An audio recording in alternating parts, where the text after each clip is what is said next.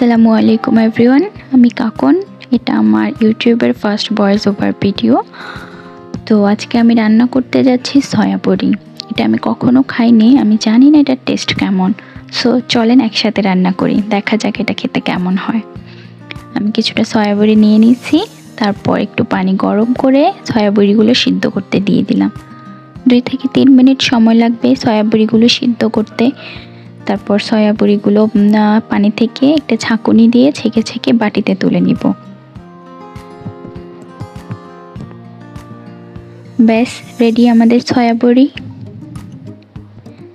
তারপর সয়া বড়িগুলো আরও একটি বড় ছাঁকুনিতে নিয়ে চেপে চেপে পানিগুলো ঝরিয়ে নিতে হবে, যাতে ভিতরে কোনো পানি না থাকে। পানি থাকলে সেটা খেতে ভালো হবে না। তারপর আরেকটু, যেহেতু এটা গরম ছিল, তারপর আমি আরেকটু ঠান্ডা পানি দিয়ে ভালো করে সয়া বড়িগুলো ধুয়ে নিব। তারপর হাত দিয়ে চেপে চেপে সেটা থেকে পানিগুলো একদম ভালো করে ঝরিয়ে নিব।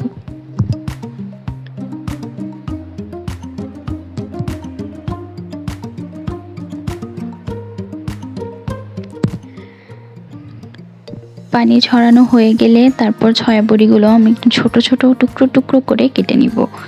টুকরো টুকরো করে কাটা হয়ে গেলে তার সাথে দেওয়ার জন্য আমি একটি আলু নিয়ে নিব। আলুগুলোকে টুকরো টুকরো করে কেটে নিব। তারপর একটি ফ্রাই প্যানে আমি দিয়ে দিব একটু তেল। তেলটা গরম হয়ে এলে তাতে টুকরো করা আলুগুলো দিয়ে দিব। আলুগুলো একদম লাল লাল করে ভেজে নিতে হবে।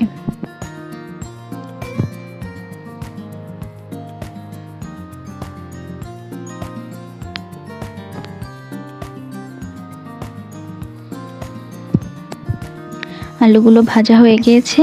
তারপর আমি সেই তেলে দিয়ে দিয়েছি পেঁয়াজ কুচি। পেঁয়াজটাকেও ভালো করে ভেজে নিতে হবে। তারপর দিয়ে দিলাম দারুচিনি এবং এলাচ। সেগুলো একটু ভাজা হয়ে গেলে দিয়ে দিব পেঁয়াজ বাটা, রসুন বাটা, আদা বাটা, হলুদ গুঁড়ো, মরিচ গুঁড়ো।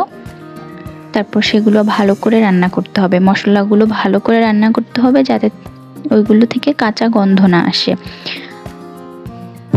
মশলাগুলো ভাজা হয়ে গেলে তার সাথে একটু পানি দিয়ে দিব। পানি দিয়ে আরও কয়েক মিনিট মশলাটাকে ভালোভাবে কষে নিতে হবে। মশলাগুলো কষে যখন তেল ছেড়ে দিবে, তখন সেটাতে আমরা সয়া বড়িগুলো ঢেলে দিব। সয়া বড়িগুলো ভালো করে নেড়ে চেড়ে একটু লাল লাল করে ভাজা হয়ে গেলে তারপর তাতে আমরা পানি দিয়ে দিব। পানি দিয়ে আমরা ঢেকে কিছুক্ষণ রান্না করব।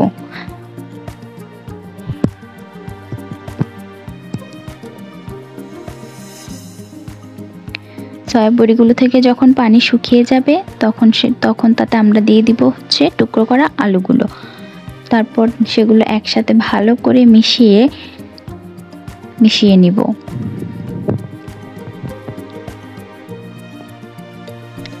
তারপর সয়া বড়িগুলো আর আলুগুলোকে একটা সাইড করে তেল দিয়ে তাতে দিয়ে দিব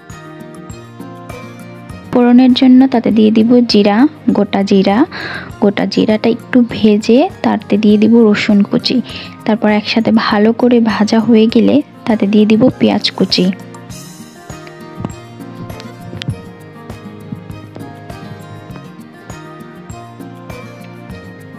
পেঁয়াজ, রসুন এবং গোটা জিরা একসাথে ভালো করে ভেজে নিতে হবে। তারপর সবগুলো উপকরণ একসাথে ভালো করে মিশিয়ে নিতে হবে।